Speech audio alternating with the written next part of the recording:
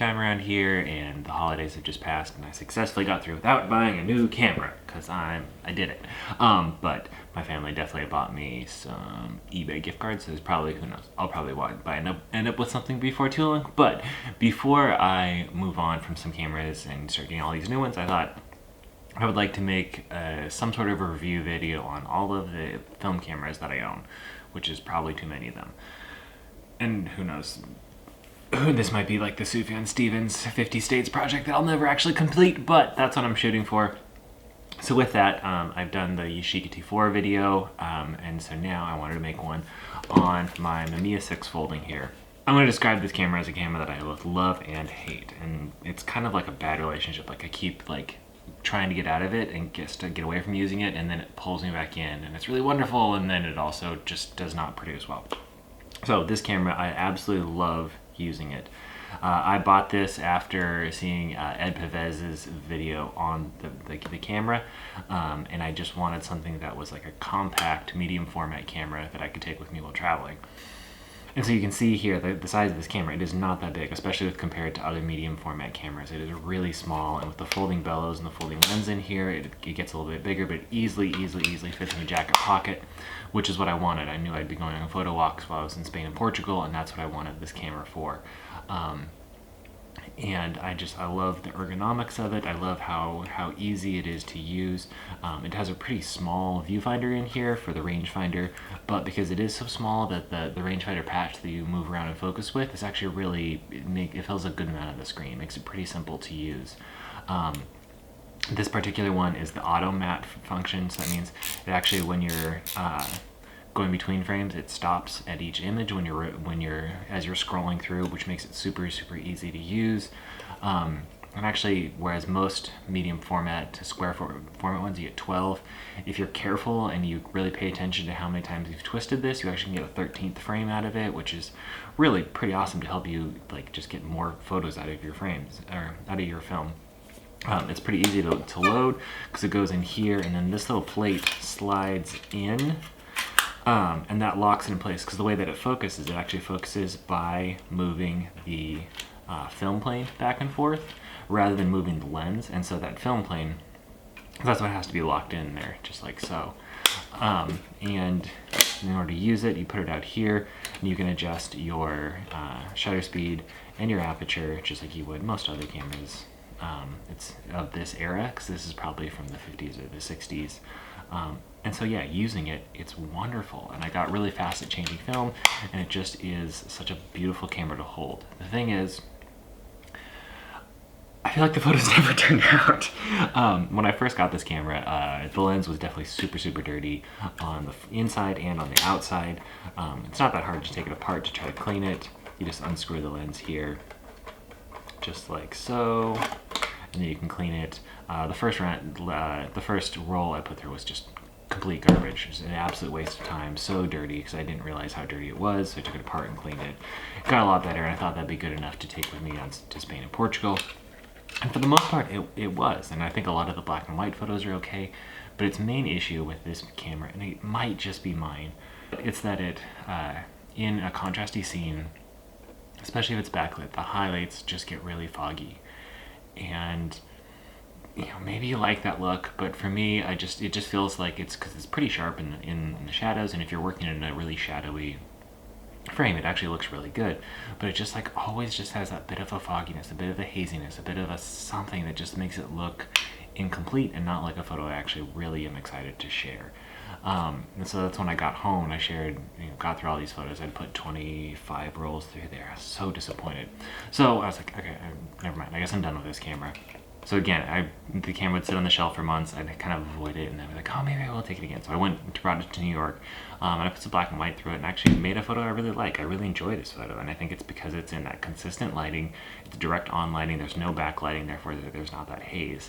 And I think the strong shadows in there actually turn out really well. So with that, I knew that I was going to be replacing it with the newer Mamiya 6 here, the more modern version. But with that, I had one last trip that I was going to go to North Carolina to visit my brother and sister-in-law, and this camera was in the shop, and so I was like, okay, I'm going to bring the old one out, and we're going to do one last set of two rolls of expired Fujifilm through it, and we're going to see what we come up with, and see if there's anything that's going to make me still fall in love with this camera. So I went out, and each day, because it's easy to use, but it is a little bit slow, so I wasn't using it for like action shots and stuff. That's mostly for the kind of stuff around life or chasing Lena. I use my Yashica T4, which I'll include a few photos from that in this video, so you can slip through and see them.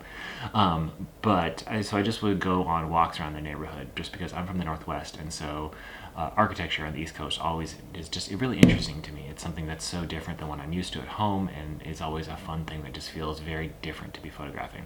You can see here on this first photo of the house, just you can see that highlight haze that I was talking about, how in certain parts of the shadows actually looks pretty crisp, but up at the top of the frame it looks incredibly hazy and really pretty unusable, especially comparing what it would look like if I used the other Mamiya. But you look in here with more consistent light, it's actually not too bad. This photo here of my brother-in-law and sister, and then my daughter Lena.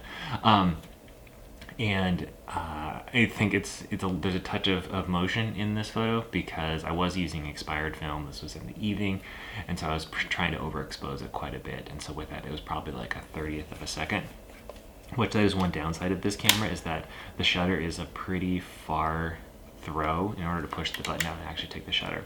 So once you have your aperture and your shutter speed set, so let's say it's down here like it was about 25th or 30th of a second, something like that. So you flick it over so it's locked, and then you have to push it down. But that's just it's a long movement on that, and so it just gives it and I feel like the click is always it's kind of hard, and so I just feel like so often, or some cameras, like it just requires like no motion to take the photo. This one just takes a little bit more, and then that always causes a little bit of motion. So for me, it's really hard to take a photo that's, slower than a 50th of a second probably, whereas I would easily feel comfortable taking a 30th of a second on the more modern one, or on a lot of other cameras I have, just because of that motion. And you can see again, like this photo here, like those shadows look okay. I think there was a bit of an element that I messed up here with the development, so that's why that one looks a little bit off. But here's a photo. This was an indoors one from that same shot, that same trip. And you can see here that again, shadows look really good, midtones look really good, but those highlights right around that middle table here, which was going to be the focal point of the photo, which just doesn't look great. It's just like it's a bit hazy, and I can't get over that. And maybe if I'd up the dehaze in Lightroom, that I could kind of fix it. But if you compare that to a very similar photo I took with the Yashica, you can see how different that looks and how crisp it is, and how much more I enjoy that other look. Because in the end, I shoot film not because I want to then have to go back and spend a ton of time editing it and making it perfect in Lightroom or in Photoshop, because if I did that, I should just shoot digital, but I want the look and the colors and stuff that you get from film, and I just feel like I wasn't getting that with this one. You can see again here, this photo, this is with that background haze and how bad it looks on this. And again, I want to compare it to the Yashica, which I have other options from, and how different those look. Here's some more from the neighborhood that I think, we're okay, but I'm leaving not in love with this camera. So this one actually turned out okay. This is one of the only ones with the backlighting that I think actually really worked. In this case, I think the haze kind of helps me because it's falling through the above the greenhouse here. But again, you can see it works really around the sun, but in the upper parts, in the upper, that little tiny chunk of white up in that upper corner there, I feel like it doesn't look very good. It's over hazy, and I just was disappointed. Again, you can compare them to, I have some other ones at the 35 you can see. But that said, there are photos that I think it does look really good with. A photo like this one here in the backyard, there's a bit of motion in it, because again, I think that one was again down in the 30th of a second range, and so it's not perfect. I think I had my elbows like on the fence there as I was taking the photo, which tried to make it stable and long enough to be able to have that show slow shutter speed, because it was a pretty hazy day, and I think I might have had 160 film that was expired, so I was trying to really overexpose, and that's why it was so slow. And so it works. Like those shadows look really good, that bit of highlight, but again, it's turning blue in the highlights, it's hazy, And that's just what I don't like about the camera. And you know, you go through, same deal, this photo, I also don't think that's my best photo, but whatever. You can see the highlights, same deal. I can keep saying the same thing over and over again.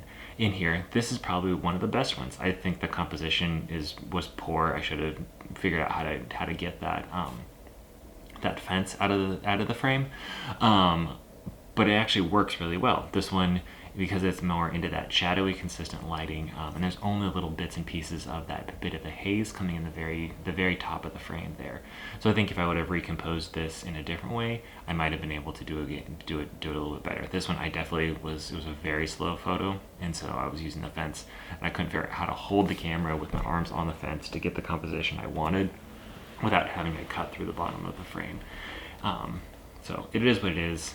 If I really was ever going to use this photo, I probably could Photoshop that out and make that be leaves down there, but again, that's not the point. I don't mind taking out the occasional power line, doing a couple changes here and there. That's just such an incredibly different photo that I don't really want that. And here's just another photo that I took on that trip. It was a morning photo walk. It's the last morning we were there, and we're trying to find photos I thought was interesting, and comparing those to other things I have taken. But in the end, when it comes to using cameras, I think one of the reasons why I think that this camera needs to go on the shelf is because it's just not doing it for me, and I always have that fear of is this camera going to be what I want? I mean, obviously I've also replaced it with like the newer, better, faster, stronger, everything about the other camera, and so but I want to make photos that I'm going to be confident are going to come out. Like, I love using this camera, but I have been so disappointed in the results that I just feel like it's time to move on from it. That said, I don't think that all of these cameras are that bad. I kind of think it's probably just mine. I think it might be my lens. It might be some sort of a combination because it has that screw-in lens, and then there's another lens inside of it, and it just is really hard to get that combination cleaned and set up correctly. And I just wonder if maybe it's mine. Maybe if I bought a different one, I would love it more. So that's what it really come down to, is like, if you can find one of these things for a steal, definitely go for it, because it is a lovely experience. It's light, it's small, it fits in your pocket, you can shoot medium format, and if you're able to get the crispness that you really want out of this photo, like, this is a dream combination, because you can be shooting medium format with something that fits in your back pocket. But if you get unlucky like me, you're shooting a lot of medium format film, which is not the cheapest thing in the world, for photos that you continue to look at and saying, that's just not quite good enough. And so this one's going to go live on the shelf and be beautiful, because it is, but I don't anticipate putting another roll of film through it.